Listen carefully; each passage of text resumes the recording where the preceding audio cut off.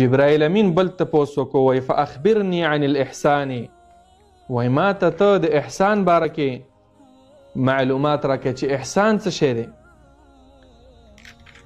احسان نبی صلی الله علیه وسلم ورته ډېر ښکلی تعریف وکړو.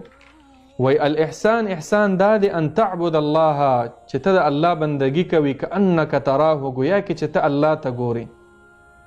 فإن لم تكن تراه، که دا یقین دی نه جوړیږي چې زه الله ته ګورم، دومره یقین خو جوړ کا چې فإنه یراک، ما الله ویني.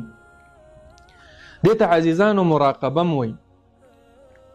مراقبه چې ته د هر عمل په جریان کې دا نظریه ساتي چې زه الله دپاره دا عمل کوم او الله ته ګورم. که دومره یقین دی نه جوړیږي، داسې جوړ کړه چې الله خو ما ویني که نه. مونځ کوم ولې کوم؟ ځکه الله ما ویني. ګناه نه ځان بچ ساتم ولې بچ ساتم؟ ځکه الله ما ویني. دروغ نه ویم ولې؟ ځکه الله ما ویني. چې کله د انسان دا نظریه جوړه شوه، دا انسان چې دا بې کامیاب دی. او په احسان باندې قرآن کې ډېر امر هم راغلی دی او د ایمان سره یو ځای الله تعالی سره ذکر کوي. لکه مثلا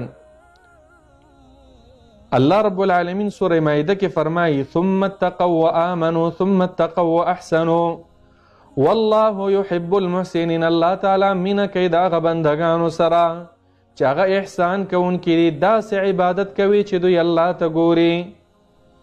او که دا یې په ذهن کې نه راځي نو داسې عبادت کوي چې الله رب العالمین ما ته ګوري.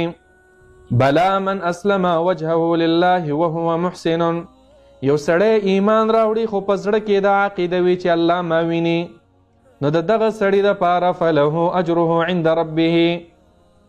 په سوره لقمان کې فرمایي ومن يسلم وجهه الى الله وهو محسن. محسن معنا دا ده چې الله ما ویني، زه الله وینم.